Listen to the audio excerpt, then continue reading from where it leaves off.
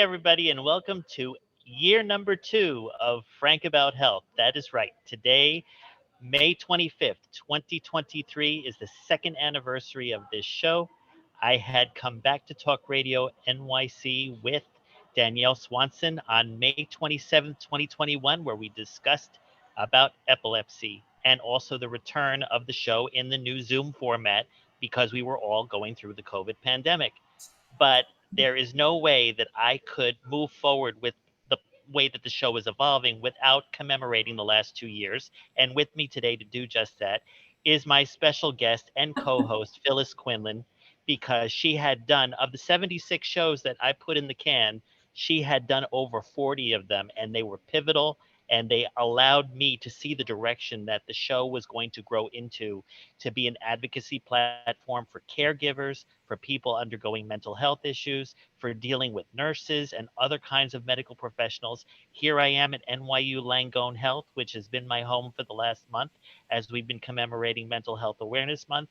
And I just wanted to go ahead and have a nice, frank discussion with my dear friend Phyllis to really talk about the highlights of what we've done together, and also to have a follow-up discussion on where things have been since we were together last in January, covering the episode with the Replacement Child Forum on Forgiveness. I don't think, Phyllis, that we had a chance to do a show together since then, did we? I Or think that did we? was the last show we did was the replacement child program, and we were talking about forgiveness and dignity.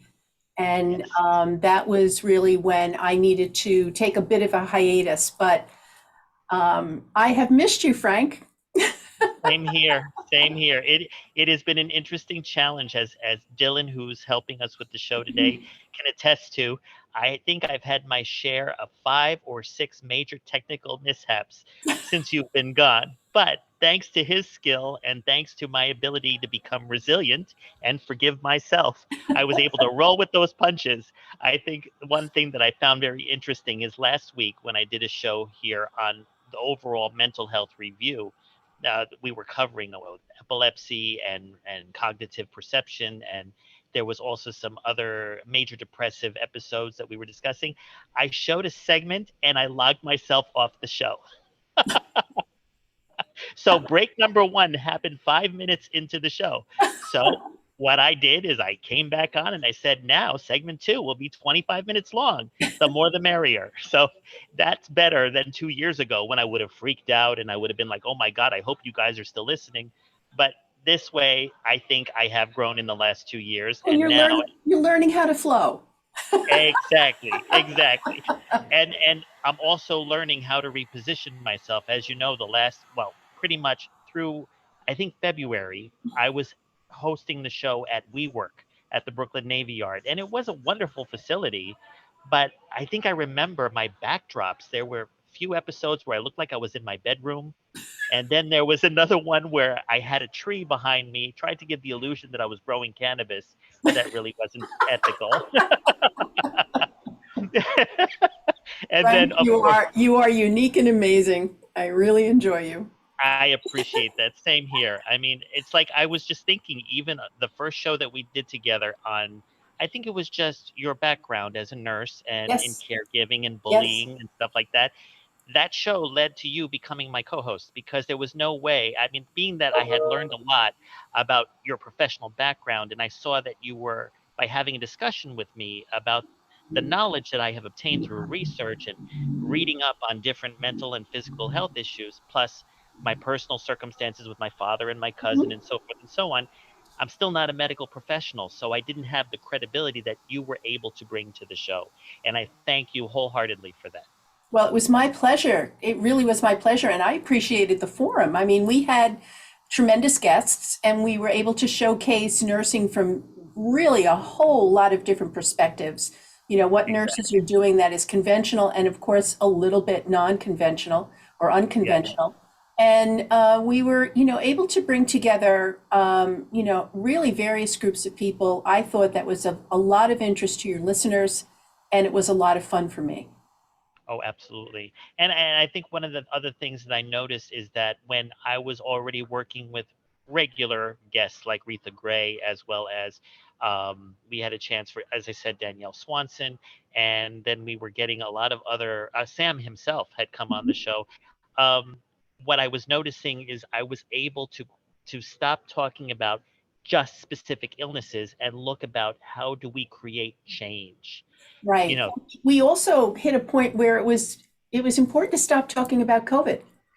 And exactly. it was really important to start looking towards the future and what, the lessons that COVID taught us, as opposed to being held down by COVID. We were now shaking it off and really exploring what was next. Exactly. And we were talking about developing a platform dubbed The Future is Healthy in Mm. 23. And it's very hard to predict when that time period is, but I can say that 2023 so far has been 90 steps forward in terms of lifting vaccine mandates, mask mandates. Here I am out in the open with people going back and forth around me. And what I'm hoping long term, as I continue to evolve the show going forward, is to have all of us together in the same room, having a show together and a conversation where the camera is focused on both of us. So those are kind of the things that I'm working on, towards future Mhm. shows and future guests. And of course, I know you're working on your second edition of your book. I am. Is it I'm doing the second edition of the book that addressing bullying and incivility in healthcare. Which is really, I'm excited about that. Unfortunately, the issue of bullying and incivility in healthcare still looms large. I'm still getting frequent requests to speak about it.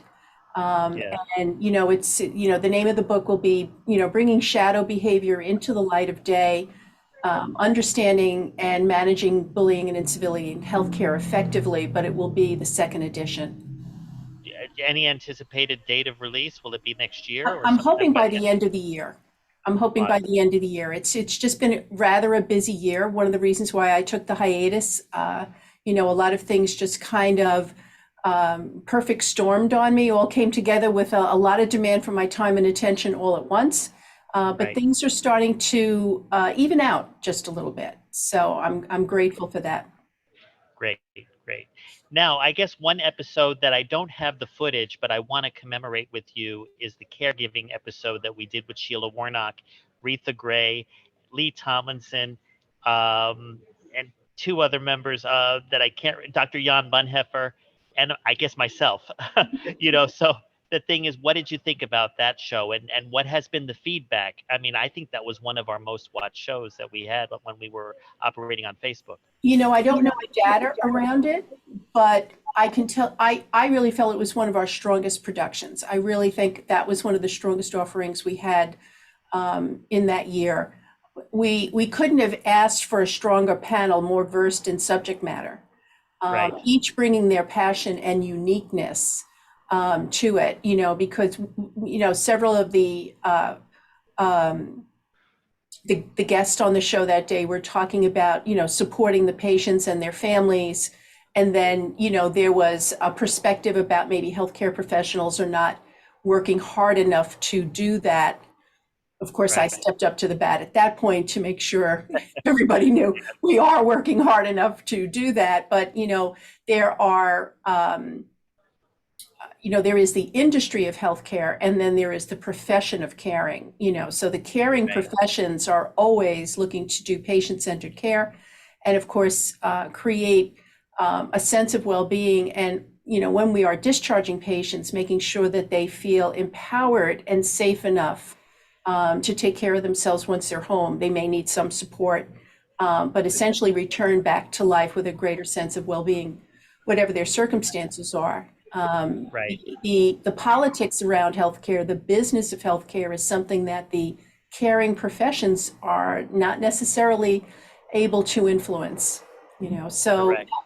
I just thought that was a really strong program, and the advocacy that went there. I love the way that it showcased Share the Care.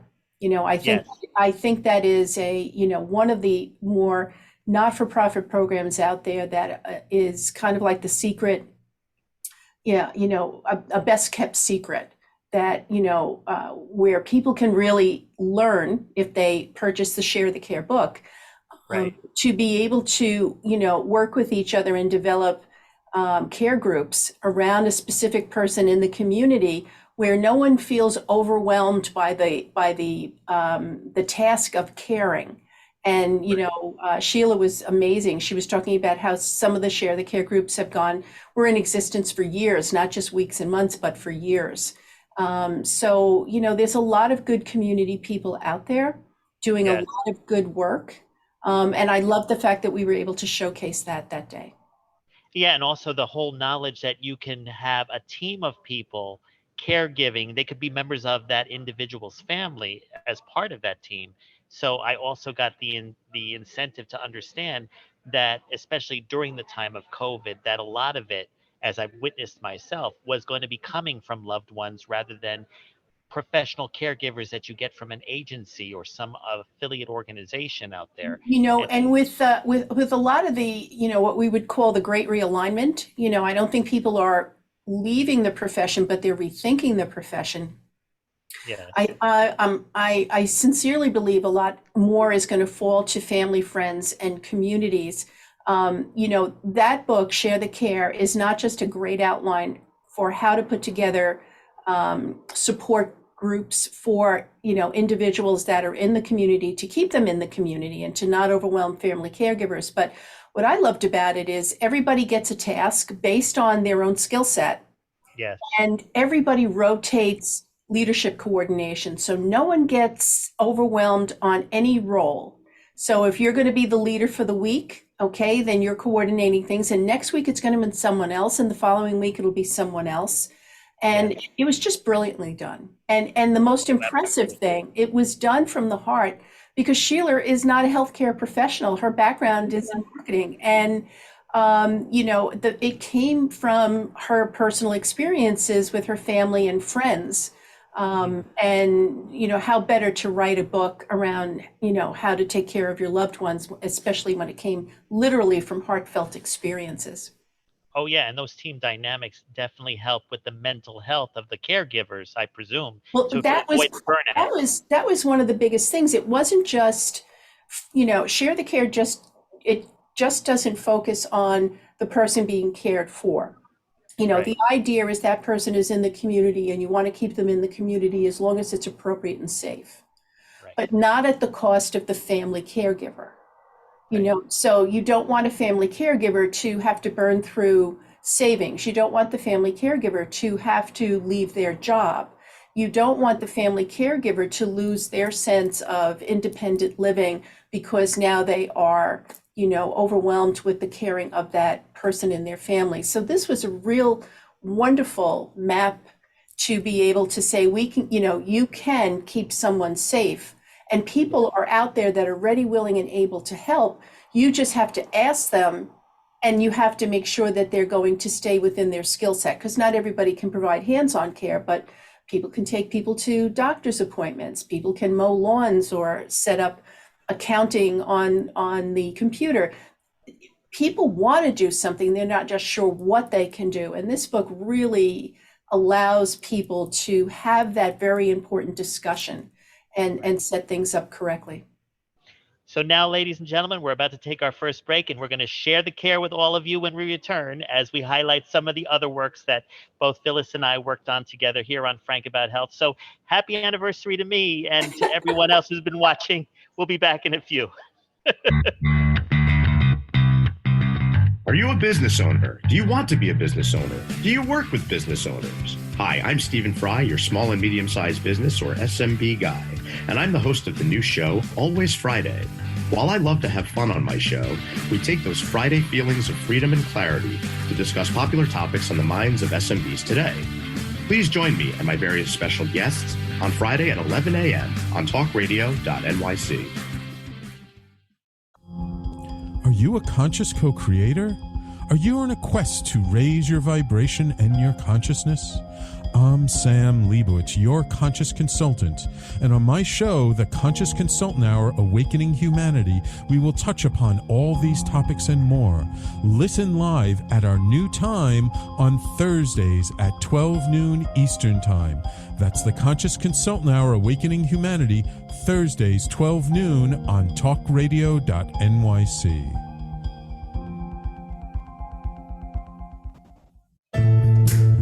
Are you on edge? Hey, we live in challenging, edgy times, so let's lean in. I'm Sandra Bargman, the host of The Edge of Every Day, which airs each Monday at 7 p.m. Eastern Time on talkradio.nyc. Tune in live with me and my friends and colleagues as we share stories and perspectives about pushing boundaries and exploring our rough edges. That's The Edge of Every Day on Mondays at 7 p.m. Eastern Time on talkradio.nyc. You're listening to Talk Radio NYC. Uplift, educate, empower.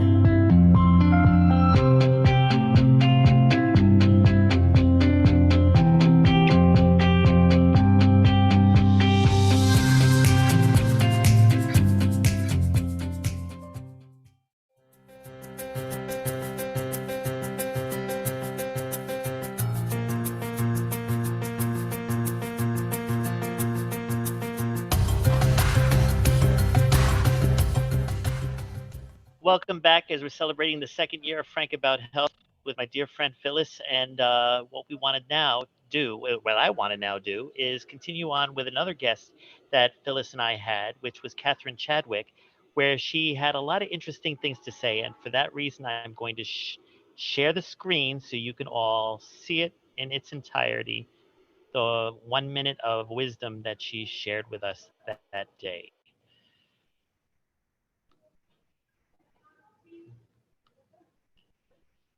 Up to one another truly influences our energy level and can truly influence our resilience. Oh, no question, because, well, we're energy beings. Everything is energy. And words have energy, feelings have energy, and actually, thoughts are the language of the mind, and the feelings are the language of the body. And everything has an energetic level. And obviously, the more positive the word or the emotion is, the higher vibrational value it has. And so it does make a difference as far as what chemical cocktail your body is manufacturing each time you have an emotion in response to that emotion, right?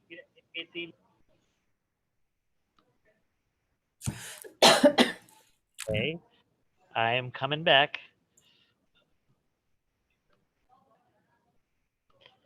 Okay, did it well. Volume, everything perfect. Okay. You did it well. Yeah, that was one of my favorite episodes. Yes, same here. I keep telling other people, on other shows that I do, especially lessons learned episodes, or even last week when I was covering some of the mental health things, I did take her breathing in the sunlight instruction. Believe me, every time I'm about to do a show, that's what I do. I breathe in the sunlight just so I can have that calm. So you're actively raising your sunshine quotient, right?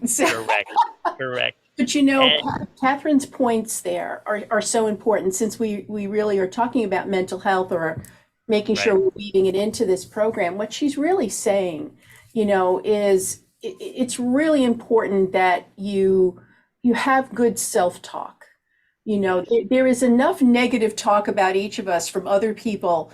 We don't have to offer it to ourselves, and I know we have this tendency to be inner critics, and more so depending on how you were raised, the culture you were raised, whether, you have a culture that is big on guilt and, responsibility and accountability and shame and, all those wonderful negative things. And, when I think about, the voices in my head, or the inner critic in my head, it's my mom, and it's always going to be my mom, and I can be doing something which would be something she would want to correct me on. And, she's gone forever now. And, I can still hear her voice in my head as I'm doing something, I think if we, what really Catherine's point was that the way you talk to yourself influences, first of all, how you feel, and then how you represent yourself to the world.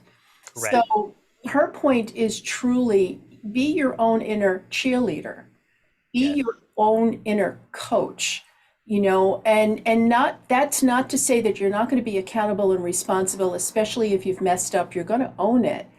But it's Right. not the end of the world. It doesn't mean you're not a good person. Being an inner critic, or being an inner coach or an inner cheerleader allows you to keep things in perspective so that you have it offers you enough loving kindness that you realize that, being an adult in the 21st century is a process, Correct. and you're going to get it wrong before you get it right. And you shouldn't not enjoy your life in that process. So having a healthy perspective and really offering yourself positive self-talk is such a great gift for each of our mental health. Correct. And that's what I was also trying to bring into attention for this episode, not just as a tribute show, but on the whole concept of emotional regulation. I mean, we're all dealing with various mental health issues across the spectrum, whether they're neurologically based or psychiatrically based or emotionally based. But once I gather from what you just said that Catherine was giving us the message of in being our own coach, it is a method of being able to regulate ourselves internally and not depend on the various systems that are out there, which probably was responsible for the negative conditioning to begin with, correct? I think it's a way of keeping it in perspective. I mean, I don't know if we're really able, and I honestly don't know if we're really able to totally shake off our upbringing, our culture, our parenting. It's always going to be with you. It might be disguised in unconscious bias. It may be disguised in low self-esteem or a sense of worthiness. These are issues that are, common to every human being on the planet. There's no escaping them. The piece is that, do you have the heart, the stamina, and the desire to feel better? And if you do, you have the ability, as Catherine shared, to raise your own vibration, not in a false sense of celebrating yourself, but in a way of saying, yeah, and I did this and I did that, and I'm not perfect over here, and often I feel a sense of not having the worthiness that I would like, or I feel a little imposter syndrome coming on, or something along those lines.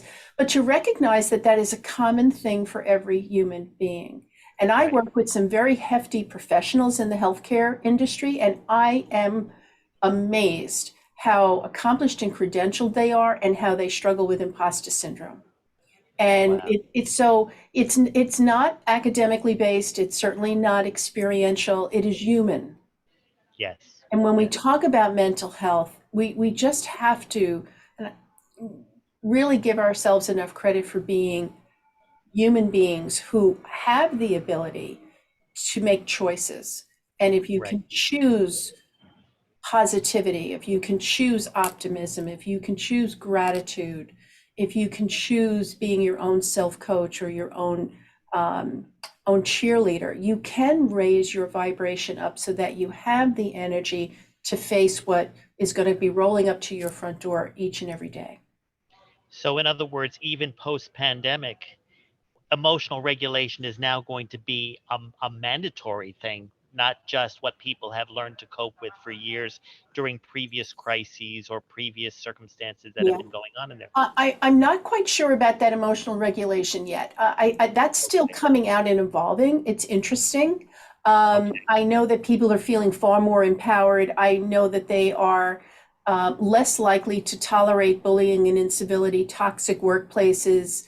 There is a little bit of a, the old network thing. I'm mad as hell and I'm not going to take it anymore. And that's bubbling up. But interestingly, you shared before that, we're not wearing masks anymore.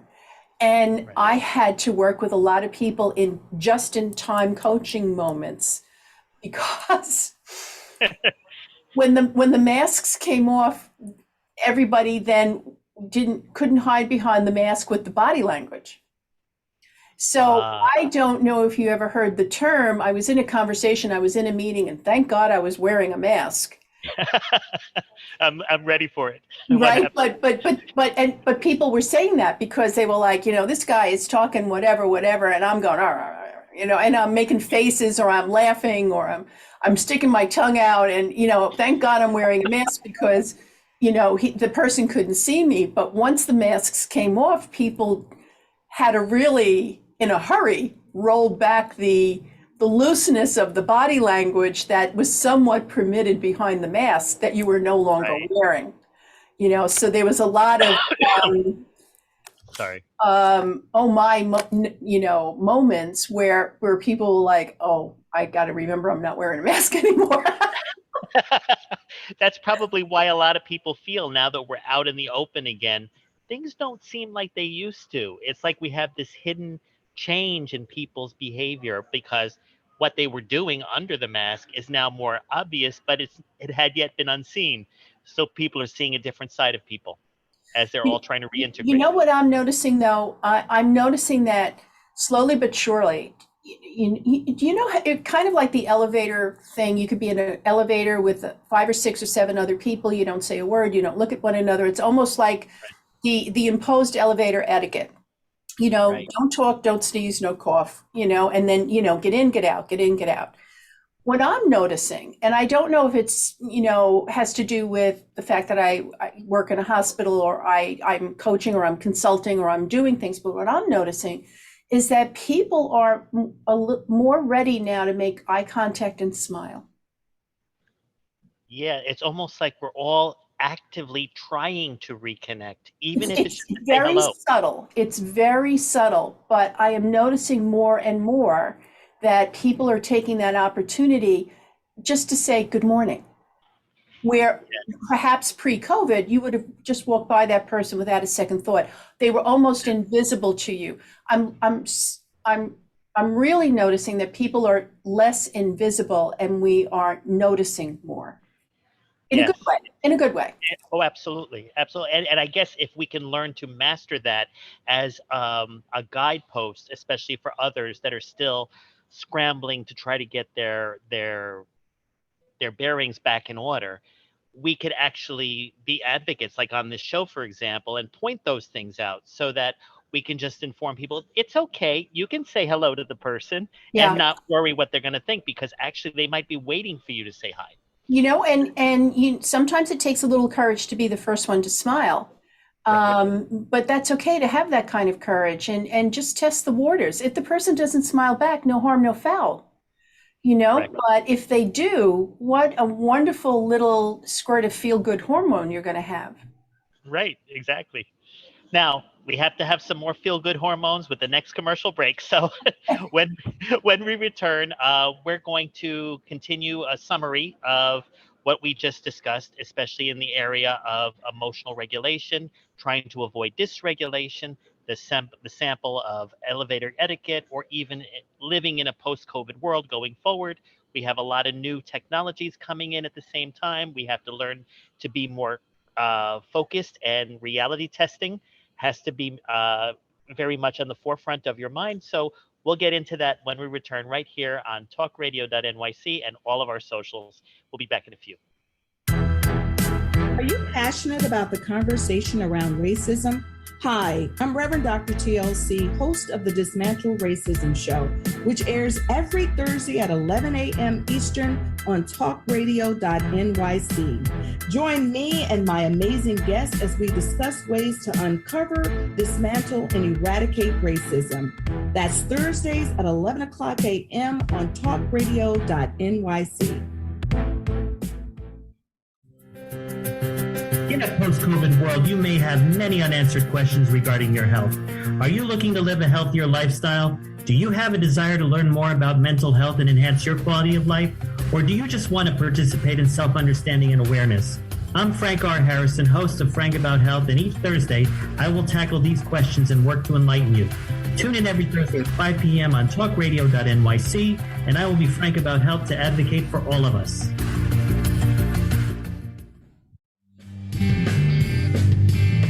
Hey everybody, it's Tommy D, the nonprofit sector connector, coming at you from my attic. Each week here on talkradio.nyc, I host a program, Philanthropy in Focus.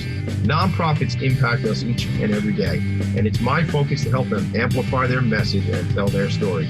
Listen each week at 10 a.m. Eastern Standard Time until 11 a.m. Eastern Standard Time right here on talkradio.nyc. You're listening to Talk Radio NYC at www.talkradio.nyc. Now broadcasting 24 hours a day.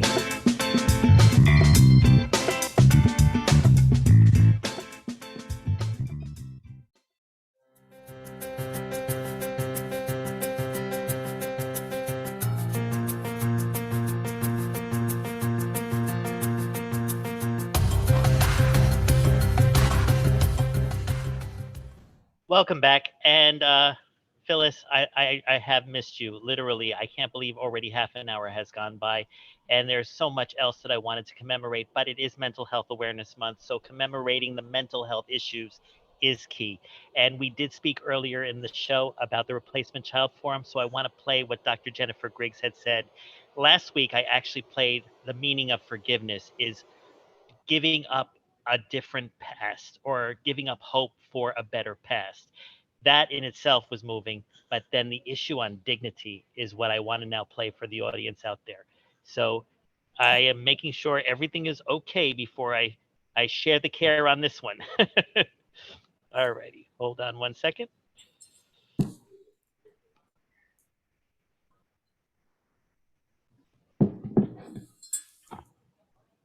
There we go. That is just probably one of the more touching ways I've ever heard that described. Thank you. Help me understand how dignity plays into that. You describe yourself as a forgiveness and dignity coach. Please share a little bit more about it. Yeah, so dignity, unlike respect, is something that we're born with. We don't have to earn it, hustle for it. It's our inherent value and worth. It relates a lot to identity in this area of what we're talking about. It is just when we're born, we have the same amount of dignity as anybody else. And the interesting thing is, as essential as it is, you would think that it was robust and strong, but dignity is characterized by its vulnerability to injury. There are 10 elements of dignity in the work that Donna Hicks has done. She's at Harvard and she's done work across cultures and throughout multiple different countries and identified 10 essential elements that I'll go through with the bent of looking at replacement children. The first is acceptance of identity. So we're accepted for exactly who we are.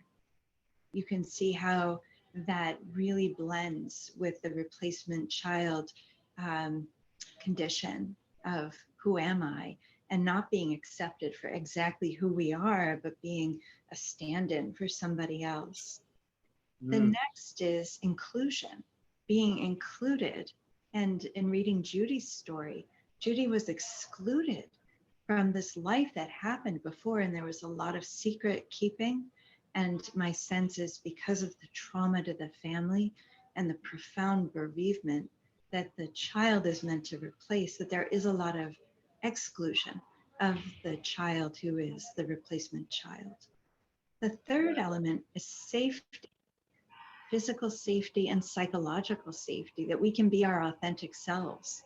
If you think about dignity at work, being unsafe psychologically, whether it's teasing or bullying or harassment, the same things can play out in families, of course. So identity, inclusion, safety, understanding, acknowledgement, and recognition are the next three components. Being understood for who you are, being recognized for your contributions, and even when you fail, for your striving. That not being perfect sense that so many people who are replacement children, who identify as replacement children, might have, that they're trying so hard and they're not being recognized for their striving. Judy's father said, when she asked, am I okay? He said, 60-40. And that's, if you think about not being recognized for your striving and not being acknowledged for your contributions and not being understood. think about telling your story and people just say, oh, well, they were doing the best they could. We all need to be understood for our pain and our suffering. The other elements.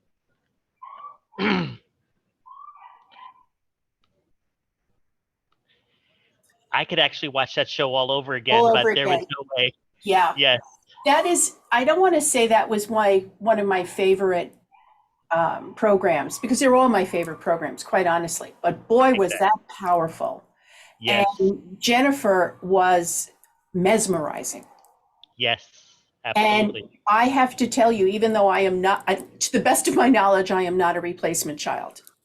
To the best of my knowledge, okay? Right. What she shared there on dignity, about dignity being a birthright and respect being something earned over time. Yes. It resonated with me. And she talked about Donna Hicks's books. Yes. Well, the very next day, I went out and downloaded the two books that Donna has written on dignity and leading with dignity from my Audible, which of course, is my go-to. Right. And I couldn't read or listen or gobble up those books fast enough. And I use them every day now. Mm-hmm. I weaved that whole understanding of dignity and birthright and how people respond when they are hurt. So Donna Hicks, is the foundation of what Jennifer's work was there. But Donna talks about dignity, an insult or an injury to your dignity being primal, that it is something where you have a feeling in your brainstem. It goes through your limbic system, and then it comes out your cognitive, your thinking brain. Right. When your injury to dignity hits you right in your limbic or emotional system, which means that you can think, I need to let this go, but you struggle with the imprint of the feeling of being insulted on a level of dignity. Which makes you feel powerless and vulnerable and basically and abandoned. Angry and all of it. And that particular program was so rich with information, whether you are a replacement child or not. It's so rich with information for I don't want to say recovery, but putting childhood experiences and either best parenting practices or not best parenting practices in perspective, to understand that things were done to you because of their limited skills, not because anything was wrong with you. Or not because of any conscious malice that you will grow up thinking was done. Exactly. Okay, that you have been, paying this butcher bill for something you did not do. Right. And now, do you want to cling to that in some morbid way because it somewhat defines you, or are you going to be able to find the adult strength, not the child strength, the adult strength to let that go and allow your life now to grow in a very different way? And the three women that we had as guests, they worked through those issues in such various ways, writing books, doing programming, forming a support circle. Because one of the healthiest things you can do for mental health, and it was demonstrated in that program, is talk about your feelings. Absolutely. And even the way you just described that, especially from the way that Dr. Jennifer Griggs worked with Donna Hicks in her own research methodology, you can almost see the whole technical skill of the art of forgiveness that most people are just either learn by happenstance, or they just manage to see an episode like that and really grasp it and finally do what they can to self-train that forgiveness for all that was done to you by people in your life that are no longer in it, or even family members, and even for yourself, because we are still repeating the damage to ourselves when we're not clear as to why we're not letting go of what's you can going see on. how that could lead to the negative self-talk, that could lead to the low energetic vibration, and then you start to doubt yourself, get depressed, blah blah blah. But Donna Hicks's book, the foreword to her first book, Dignity, which is the groundbreaking book that she wrote, the foreword to that is written by Archbishop Desmond Tutu. Now, you don't get someone like Archbishop Desmond Tutu to write the foreword to your book unless you have impressed that man exponentially. Yes. And Donna she has worked with groups in Africa. She has worked with groups in the Middle East. She has worked with Northern Ireland and England. Her work is all around coming together and getting to a place of forgiving through appreciating each other's dignity to allow negotiations and peacekeeping to happen. Right. That's breathtaking work. Yes. It is amazing. And like I always try to reflect, especially the impact that this show has done for me psychologically. I think I've said to you and to other guests that we've had on the show that after I finish an episode, I feel this sense of calm that goes through me. And I was first thinking it's because I'm over at the Brooklyn Navy Yard and I'm about to take the ferry and a nice peaceful river ride. No, that's not it. It's because I had the ability for an hour to connect virtually with you and with the guests and really have an honest conversation that most people have learned just to keep their feelings from within. They don't even have communication when they're with their families or spouses or significant others because they never learned how. I think what I'm saying is that this platform allowed me to learn those skills that I transferred out to family and friends and colleagues. And you brought him back in a very different way. But I think that was part of the strength of this program. A lot of the strength of this program is that it's hopeful. Yes. And I think that's part of what you're experiencing. The piece is it's important to understand the difference between faith and hope. Okay, so faith is something that is passive. You have a knowing, you have a belief in something greater than yourself. You have faith about that with no evidence, and it's passive. And you really, it's a very profound gift that you give when you give faith to something or someone.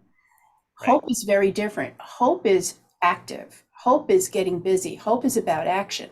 Because when you're dealing in hope, usually what you're trying to do is influence the outcome that you don't want to happen. In other words, you get a diagnosis and everybody says, well, here's how this is going to go. And you start saying, oh no, I'm going to influence that. And you do that with your hope that you can change the outcome. Professional caregivers do that for a living. We work with our patients to stimulate hope, our own hope that we can provide care that will change an outcome, or at least get to a more desirable, peaceful outcome. But I think this program is about hope. Yes. Giving people the knowledge that they can advocate for themselves, but at the same time, through the various guests with their knowledge and resources. They learn how to get busy. They learn how to get busy. Exactly. And even more so now that everything is going to be full release into the outer world again, post-COVID, which I'm hoping for. It looks as though we're out for our final break. But when we return, we're going to talk about the future of you, Phyllis Quinlan, the future of Frank About Health, the future of talkradio.nyc, and the future of artificial intelligence and its role and influence in healthcare. So please stay tuned. We'll be back in a few. Hey everybody, it's Tommy D, the nonprofit sector connector, coming at you from my attic. Each week here on talkradio.nyc, I host a program, Philanthropy in Focus. Nonprofits impact us each and every day, and it's my focus to help them amplify their message and tell their story. Listen each week at 10 a.m. Eastern Standard Time until 11 a.m. Eastern Standard Time, right here on talkradio.nyc. In a post-COVID world, you may have many unanswered questions regarding your health. Are you looking to live a healthier lifestyle? Do you have a desire to learn more about mental health and enhance your quality of life? Or do you just want to participate in self-understanding and awareness? I'm Frank R. Harrison, host of Frank About Health, and each Thursday, I will tackle these questions and work to enlighten you. Tune in every Thursday at 5 p.m. on talkradio.nyc, and I will be Frank About Health to advocate for all of us. Are you a conscious co-creator? Are you on a quest to raise your vibration and your consciousness? I'm Sam Leibowitz, your conscious consultant, and on my show, The Conscious Consultant Hour Awakening Humanity, we will touch upon all these topics and more. Listen live at our new time on Thursdays at 12 noon Eastern Time. That's The Conscious Consultant Hour Awakening Humanity, Thursdays 12 noon on talkradio.nyc. You're listening to Talk Radio NYC at www.talkradio.nyc. Now broadcasting 24 hours a day.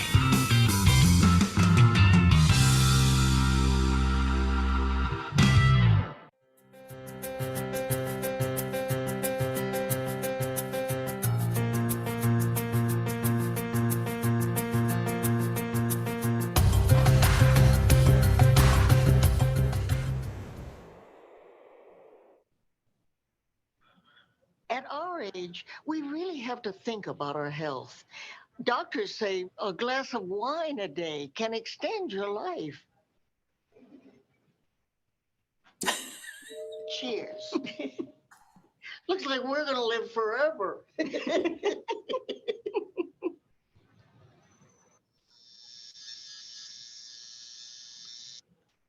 Well, that episode was definitely the most fun. Oh, absolutely. Under unfortunate circumstances, but definitely it was a pleasure to have you meet Retha, who had worked with her, and the three of us just really commemorate our knowledge of Betty White, the way that she represented each of our lives in various ways. I mean, for me, it was 3 simple, short, brief meetings, but she had that impact just being in her, I don't know if you call it her aura or her space. She definitely saw me, or she saw everyone that she interacted with. Yeah, I think you were in her vibration, to use Catherine's term. You were in her energy. You know, so Betty was close to 100, right? She was just shy of 100 when she passed. Like a 17 month days shy. Yeah, 17 days shy, right? And you know, I think the one thing that was always mesmerizing about her was her engagement in life. And, you know, again, to bring it back to Mental Health Awareness Month of May. Yes. When, you know, I remember seeing a program years ago, I might have been 17 or 18, and it was talking about, at that particular time, there was over 3,000 people in the United States over the age of 100. Now, of course, that's very different, but we're going back a few years, right? And they were talking about what was the secret to longevity. And it wasn't healthy eating, and it wasn't not smoking, because they were all eating and drinking and smoking. It was hysterical. Right. They said what it was that they had something to do. There was a reason to get up in the morning. Yes. And that they had to recreate, you know, support circles or social circles, because you got to an age and then you lost a spouse and maybe the friends with that spouse. So you had to find a way to get into another social group. Right. And, you know, and when you start outliving everybody, that, you know, that really becomes a challenge. But the most successful people at aging, those who were still cognitively aware and sounded joyful, which Betty always sounded joyful, absolutely, really had the gift of being able to stay engaged in life 100%. Right. And that, to me, is a recipe for successful mental health right then and there. Absolutely. Always knew her purpose, always knew that it was about doing what she loved, with whom that she loved, with the animals that she loved, and that if she had no connection to it, she wasn't involved. She just immediately just focused on where she felt her purpose. Yeah. So she didn't try to be all things to all people, although the one common denominator that she shared with everyone was her sense of humor and her gift for comedy. But that was it. But she didn't try to be a serious Shakespearean actor. She didn't try to be those things. She just was Betty. Exactly. You know, she was just Betty. And yes, you know, even though she got less involved in things as she got older and put most of her energies into her foundations for animals, but all of her energy went into that. So you have, again, that anchoring to mission and purpose, and it matters that I get out of bed, and it matters that I go to a fundraiser, and it matters that I show up. Right. And even academics that talk about applied positive psychology will share with you that engagement is one of the 5 elements of really having a sense of well-being. Exactly. And also knowing that if you have value in yourself, which Betty knew her value, she knew what needed to be shared with those that were seeking support or guidance or direction because maybe they weren't sure of their value, whether it was personally or professionally. So she just was the grandmother, the mother figure, the friend, the colleague, the individual that, unlike other people in the Hollywood system, she was not subscribing to the model. She was being her own model. She was That's why. refreshingly authentic. She was just her. Exactly. Yes. Exactly. Well, speaking about authenticity, if you remember, we also did a show with both Ben Lytle as well as James Swanson about really what is dubbed today as artificial intelligence. Yet, what was actually discussed on the show was about fMRI technology and how it was looking at certain responses in the brain when you're given information that could make you think positively, or if you're given negative information, how does the brain respond to that? I don't know if we have enough time to show it, but I wanted to bring that up because the whole aspect of artificial intelligence is growing by leaps and bounds. I mean, I'm sure you've heard of ChatGPT, and then even other people in the healthcare professions talking about how you'll be able to use artificial intelligence to make caregivers sound like your own voice, actually communicate through your Alexa devices, for example, or your phone devices, and say, remember, Frank, to take your medication, or remember, Frank, you have a show this afternoon. But to hear your own voice and actually motivate you and provide you those happiness hormones, as you indicated. I mean, I'm a little bit skeptical about it, but at the same time, it sounds very promising. What do you think about artificial Well, intelligence? I'm going to say in a very practical sense, we are using artificial intelligence right now, and the one piece that comes to mind almost immediately is how we're using robots in pharmacy. Right. So right. that there are. I don't understand all of it by any stretch, but I can tell you that most hospitals now have at least one robot in the pharmacy that is augmenting being able to mix, create, safely prepare the mountains of medication and infusions that are needed on a 24-hour basis. That they're doing the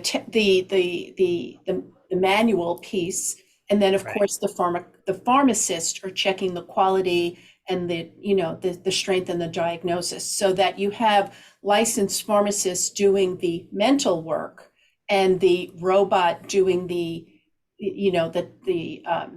physical work. And it really is a wonderful way to be able to increase safety, decrease the risk of having an error, but also, which again, playing to mental health, is using people at their highest capacity of licensure, so that they don't feel that 60% or 50% of their time is doing mundane things. They can do the other work, and we can have the artificial intelligence, the robot, do that piece. So we're getting comfortable with robots in the pharmacy now, so that's not cutting edge anymore. It's been around for a while. We're refining it and doing that. It's going to be very interesting to see what's next.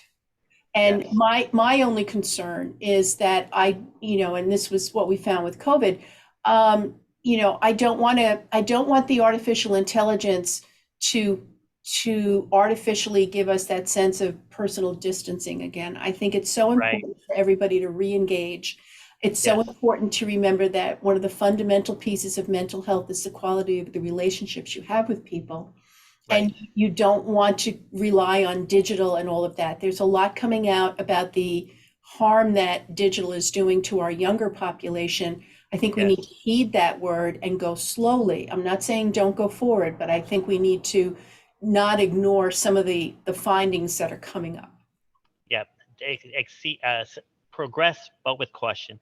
Well, Progress with caution. We're 2 minutes before break. Now, everyone out there, this show could not have been possible without the work of our engineer, Dylan, who is going to be leaving us, I guess, today or this week. He's moving on to greener pastures, as they say. He will be missed. I'm going to have him, say hello to us, but because of the whole Zoom technology, he's already informed us that he can only do that after we close out the show. So let me do all of that due diligence right now. First of all, stay tuned for Friday's slate of shows here on talkradio.nyc, which are Philanthropy in Focus with Tommy D, Always Friday with Steve Fry, closing out the week with Intangify with Matthew Asbell, and then we'll be back again next week right here on Frank About Health. But I want to close out the show with another guest that we had on, Peggy Pellizzari, who had showed what it was like to be authentic while living with diabetes. So at least, aside from all the work that she did as a professional nurse and an advocate for children with diabetes, she was also being her true self. Again, another key issue with mental health, being as authentic with yourself and with others as possible. So ladies and gentlemen, and Phyllis, thank you for coming back on this commemorative show. And I will be taking the road further with not just NYU Medical Center, but also with Hilton Hotels coming up starting in the summertime.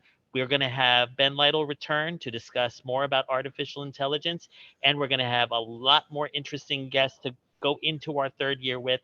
Thank you, Sam, for everything these last 2 years and for the next year or so. And now I will sign off, and we will see Dylan pop his head in, and we will see you all next week. Thank you, Dylan, for everything. You'll be missed. Exactly. All right, let me just get this all done. Okay.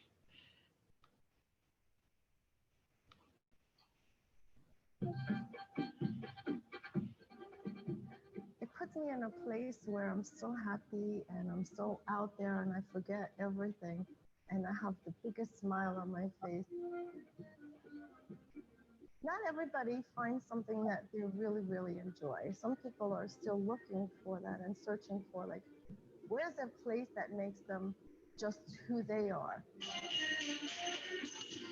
So many times we get lost in, being a mom or taking care of your work life. People have a hard time to find that balance. And when you have something that you're very passionate about, it's easier to find that balance. You're like, okay, there's a time for relaxation, there's a time for play, there's a time for work, there's a time for everything. And it's important to make sure that individuals find that time and make it quality. Awesome. Fabulous. Fabulous. Thank you so much. Yes. All right. And let's see if we can see Dylan there somewhere. Blessings, Dylan. Yes, good luck to you. Bye-bye.